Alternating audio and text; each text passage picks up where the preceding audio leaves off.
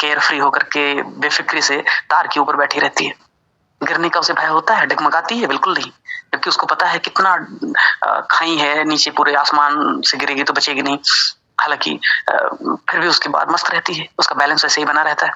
तो बैलेंस कल कुछ और वजहों से, like the drunken in the midnight choir, एक मस्त बिल्कुल अलमस्त होकर के पी गया पूरा ड्रम और पूरा सुराही कटक गया अगर कोई व्यक्ति सोमरस का, और उसको आप बाजार में देख लो, उसको अपनी गाली भी दे दिया, थूक भी दिया उसके ऊपर, देखेगा, हंसेगा तुम पे और चला जाएगा। उसको धूल भी उठा दोगे, फेंक दोगे तो भी वो हंसेगा और चला जाएगा। क्यों? क्योंकि वो मस्त है अपनी दुनिया में। अपनी असफलता में भी मस्त रह सकते हो, धुन में मस्त रह सकते हो, क्या दिक्कत है? तुम्हें जो करना है करो, कुछ दिन अपने साथ जी लो।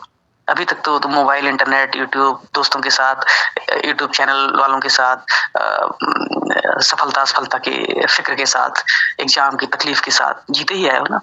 एक आध दिन मोबाइल बंद कर दो, ऐसा ना हो कि घर वालों को लगे कि कहीं सुसाइड तो नहीं करने जा रहा है, ऐसा मत करना। बस घर वालों का नंबर उसमें ऑन करके रखो, बाकी डीएनडी पे डाल दो। ऐसा टेक्निकल फीचर होता है, या एसओएस फोन ले लो, और ऐसा तुम कर लोगे, एक दो दिन अपने साथ रह लो, खुद को एंजॉय कर लो, मन का व्यायाम हो जाएगा, थोड़ी राहत महसूस होगी, सोशल मीडिया से दूर हो जाओ खुद को, ऐसे कर लो। तो तुमको जीना ही नहीं है और ना जिंदगी जश्न के सिवा और कुछ नहीं है, तो जियो, मस्त रहो। आज मुझे नहीं लगता है कि मुझे इतनी फटकार लगाने के बाद मुझे ये बात करनी चाहिए कि कितने क्वेश्चन थे, कितने सही हुए, कितने गलत हुए। इस पे तो मैं बात ही नहीं करूंगी। इस पे बात करना मतलब मैंने जो कुछ भी कहा वो बेकार है। तो उसके अलावा भी अगर किसी को तकलीफ है या किसी को एक्चुअली में कुछ ऐसा है जो मानवीय समस्या है, तो बात कर सकता है। एग्जाम के क्वेश्चंस के नंबर्स के बारे में एनालिसिस चलती रहेगी, बहुत एनालिसिस करने वाला कर लेंगे, उसमें क्या है, मेरा तो स्वभाव ही एनालिटिकल है, कर लेंगे। अभी अगर मानवीय वजहों से कुछ बात करनी है तो कर सकते, बोलो। सर मोस्ट प्रोबेबली क्या होता है कि कोई भी एग्जाम में जाता हूँ तो जितना भी मतलब जो आता है वो तो सही है, बट जो भी मैं कोई गैसिंग करता हूँ या कुछ करता हूँ तो कुछ ज्यादा ही गैस हो जाता है, उसकी वजह से मेरे ख्याल से नंबर कम हो जाते कहीं ना कहीं। सिर्फ एक ही कारण थोड़े होगा, हजार चीजें मिल करके तब किसी को पास फिल कराती हैं। ये एक कारण हो सकता है, तो इसको नोट करो, आप एक्सेल शीट में डालो, वन प्रोबेबल रीजन कि तुम एक्स्ट्रा गेस करते हो, डालो वहां पे।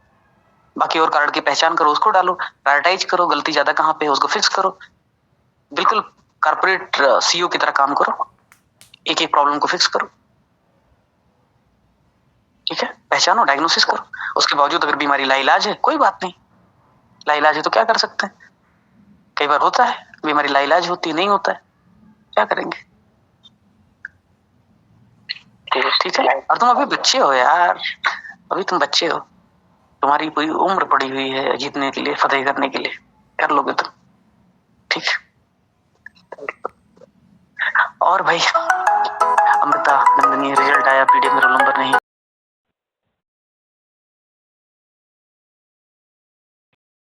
हेलो,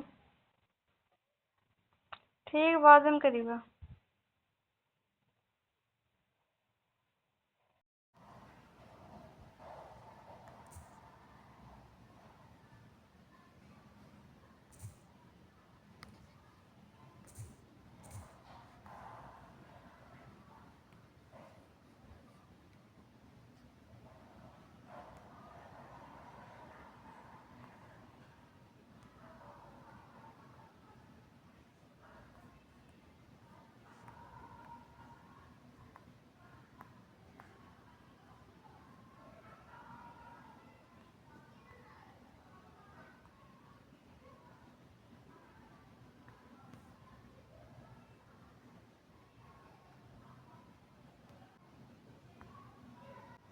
कम से कम पता तो चले कौन कितना इमोशनली स्टेबल है। पसीना तो नहीं आ रहा कठिन सवालों से।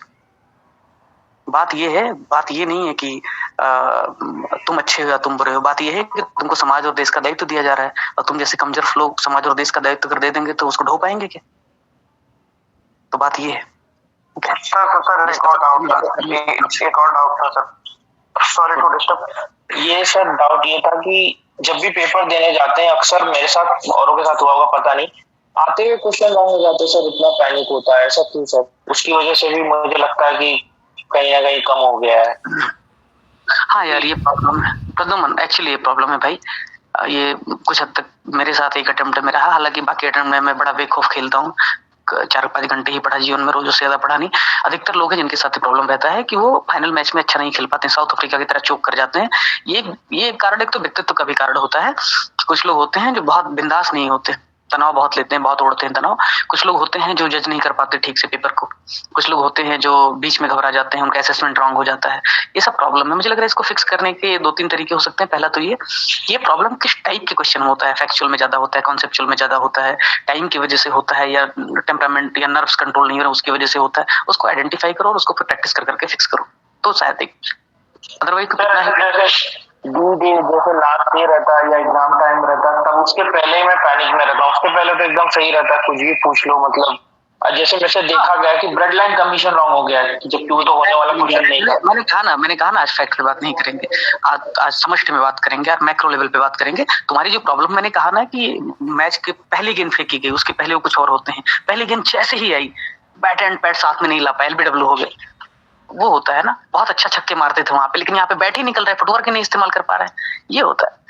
तो अच्छे से फुटवर्क इस्तेमाल हो, पहचानना पड़ेगा कि भाई स्पिनर को कैसे खेलना है, फास्ट बॉलर को कैसे खेलना है, बैट कैसे आगे लेके आना है, ये सब करना पड़ेगा। इसी को तो फिक्स करना लंबी प्रक्रिया है। वो तो रोज ही वो तो बकवास करता हूँ, 2-2 ढाई घंटे में रोज 10 बजे से लेके 1-1 बजे तक लोगों के साथ पढ़ाता ही रहता हूँ। कितनी चीजें बात होती जी, कितनी बातें होती। सर अब 2025 वाले अटेम्प्ट के लिए कुछ बताइए। इस पे तो कोई बात नहीं करनी, जो बस हो करते हैं 25 के लिए करते हैं, बात करेंगे। अभी आज तो नहीं करेंगे, कल अलग से सीजन लीजिए आप, करेंगे 25 सालों के लिए बात करेंगे। सर यही सर यही सेम प्रॉब्लम मेरी भी रही है। मैंने पेपर देने के बाद आया, वापस एनालिसिस किया, तो मुझे भी ऐसा फील हुआ मतलब करीब 17 क्वेश्चन जो है मैंने ऐसे गलत कर दिए जो मुझसे गलत नहीं होने चाहिए थे। पहचानो क्या प्रॉब्लम है, उसको प्रॉपर कह रहा हूँ ना। कारपोरेट, बस जेनिफर एक ही मिनट, प्रॉपर तुम एक कारपोरेट हाउस के सीईओ की तरह बर्ताव करो। ये मुझे बार-बार ये एक शब्द इस्तेमाल कर रहा हूँ क्योंकि मैं देख रहा हूँ कि जितने भी कैपिटलिस्ट लोग हैं, जितने भी एमएनसीज हैं, उसमें जो शानदार लोग हैं, चाहे वो माइक्रोसॉफ्ट में अभी जो सत्या नडेला है, सत्या नडेला के बारे में कहा जाता है उन्होंने पूरा टर्न अराउंड कर दिया। और उसके पीछे कारण है कि उन्होंने प्रॉब्लम को समझा, कहाँ पे प्रॉब्लम था माइक्रोसॉफ्ट में, कहाँ चल रहा था प्रॉब्लम, तो उनकी तारीफ तो बहुत लोगों ने की। तो यार एक सामान्य व्यक्ति, कोई ऐसा नहीं कि सुंदर पिचाई या सत्या नडेला कोई दुनिया की सबसे महान व्यक्ति थी, पर उन्होंने टेम्परामेंट था कि गलती कहाँ पकड़ने की उनकी क्षमता थी। डायग्नोसिस करो। मैंने देखा है जितने भी महान डॉक्टर्स होते हैं, अच्छे डॉक्टर्स होते हैं, डायग्नोसिस बड़ा अच्छा करते हैं। ठीक है, अगर तुमने प्रॉब्लम की डायग्नोसिस कर ली तो निश्चित तौर पे तुम अच्छा कर पाओगे। जैन सर। हाँ भाई। हाँ सर, मेरा ये क्वेश्चन है, मैं ऑलरेडी सर्विस में भी हूँ और इससे पहले मैंने लास्ट 3 अटेम्प्ट से मैं मेंस मतलब प्रीलिम्स भी मेरा क्लियर नहीं हो रहा है। इससे पहले मैं उत्तराखंड का भी मेंस लिखा हूँ, यूपी का भी लिख सकता हूँ। बट जो इस बार का पेपर था मेरा और जो इससे पहले का था, मैं लास्ट 2 अटेम्प्ट की बात कर रहा हूँ जहाँ पर मेरा प्रीलिम्स भी क्लियर नहीं हुआ। इन दोनों पेपर के दरमियान, जैसे कि आपने बहुत यूनिक बात अभी बोली कि जब हम बेटर डील नहीं कर पा रहे हैं तो हमें रिस्पॉन्सिबिलिटी कैसे मिलेगी कि हम एक डिस्ट्रिक्ट या पर्टिकुलर डिवीजन को हम कंट्रोल करें। अच्छा, ये सर सबसे बड़ा वीक पॉइंट जो मुझे खुद समझ में आया मेरे, चूंकि अभी आपने मतलब ये चीज परमिशन दे दी कि हम लोग पर्सनल क्वेश्चन इससे रिगार्डिंग पूछ सकते हैं जो मार्क्स से उससे अलग हो, तभी मैं बात पूछ रहा हूँ सर। सर एक होता है स्ट्रेस, एक होता है एंगर। तो स्ट्रेस की वजह से जो गुस्सा है, चाहे वो पढ़ाई को, तो उसका सबसे बड़ा नुकसान मेरे साथ ये होता है, चाहे वो एग्जाम्स के आसपास हो या पढ़ाई से जब जैसे पढ़ने के लिए बैठे हैं किसी चीज का स्ट्रेस हो गया। और स्ट्रेस तो अभी अगर मैं नंबरिंग में बात करूं तो अगर वो 0 to 5 के बीच में है और उसकी वजह से जो मेरा एंगर का लेवल होता है 25+ हो जाता है। तो सर इसके लिए, चूंकि मैंने जो देखा है, मैंने सिचुएशंस पहले बहुत बेटर डील करी, चाहे एग्जाम्स में हो, मैंने 3-4 एग्जाम्स निकाले भी और मैंने मेंस भी लिखे। बट पिछले 3 अटेम्प्ट मेरे गड़बड़ हुए। जो मैंने लास्ट 2 अटेम्प्ट पे आपसे बात करी, उन दोनों में मेरा कोई ऐसा सेल्फ सेटिस्फेक्शन वाला नहीं कि मैंने रियल में उस लेवल की मेहनत भी करी और मुझे फीडबैक भी मिला। तो इसके लिए सर मैं आपसे पूछना चाहूँगा। 2 सवाल है इसमें मुझे लग रहा है आपका। एक तो ये है कि स्ट्रेस और एंगर, स्ट्रेस थोड़ा भी बढ़ता है, एंगर बहुत ज्यादा बढ़ जाता है और ये कंट्रोल में नहीं आता। एक तो ये है, आई थिंक, है ना, डिस्प्रोपोर्शनेटली ऊपर जाता है। और दूसरा ये है कि आपने मेहनत किया, वो सेटिस्फैक्शन भी नहीं आया और आप बहुत ज्यादा जो है अच्छा परफॉर्म नहीं कर पाए। ये 2 क्वेश्चन आई थिंक। जी सर। हाँ, तो पहले क्वेश्चन का जवाब ऐसे है मित्र कि स्ट्रेस और एंगर ना हमारे शरीर की एक्चुअली बायोलॉजी है वो, है ना, बायोलॉजिकल फीचर है। उसमें केमिकल में चेंजेस होते रहते हैं, किसी में कम किसी में ज्यादा। मुझे दुनिया में कोई व्यक्ति नहीं लगता है ऐसा जिसको स्ट्रेस ना आता हो या जिसको एंगर ना आता हो, क्योंकि मानवीय विकार है क्रोध, क्षमा, पाप, पुण्य, क्रोध, क्षमा, पीड़ा, दुख, गुस्सा, घृणा, ये सब जो मानवीय विकार है वो सब आप वैसे ही स्ट्रेस भी होता है, वैसे एंगर भी होता है, सबको आता है। पहली चीज तो ये बहुत स्वाभाविक है, इट्स वेरी ऑब्वियस। ठीक है, मैं कल ही तो शाम को 7 बजे चिल्लाया था बहुत तेजी के साथ किसी पे, और जब चिल्लाया उसके 5 सेकंड बाद मैं बड़ा नॉर्मल हो गया और हैरान था कि इतना तेज चिल्लाया फिर नॉर्मल कैसे हो गया। उसने मुझे कहा तुम कहते हो कि तुम संत की तरह हो। मैंने कहा संत का मतलब ये है कि जो सरल है, चिल्लाना आया तो चिल्ला लिया, लेकिन उसको कैरी फॉरवर्ड नहीं किया। एंगर और स्ट्रेस में प्रॉब्लम क्या है, आपका जो स्ट्रेस है वो आएगा, आप उसको मैनेज कैसे करते हैं, आप उसको कैसे प्रबंधन उसका कैसे करते हैं। आपको अगर स्ट्रेस आ रहा है और बहुत तेज स्ट्रेस आ रहा है, कोई बात नहीं, एक तरफ बहुत महंगी चीज रखी है, दूसरी तरफ एक गिलास रखा हुआ है, उठा के गिलास आप पटक दो, बजाय कि उस महंगी चीज को पटक के तोड़ने के लिए। दोनों विकल्प था आपके पास, आप महंगी चीज भी तोड़ सकते थे, गिलास भी तोड़ सकते थे। आपके पास जब दोनों विकल्प हैं तो आप एंगर अपना दिखा करके कुछ नुकसान भी कर सकते हैं, या हो सकता है कि आपने उस स्ट्रेस को कोई ऐसी एक्टिविटी कर ली जिससे आपकी एनर्जी चली गई, नेगेटिव एनर्जी थी जो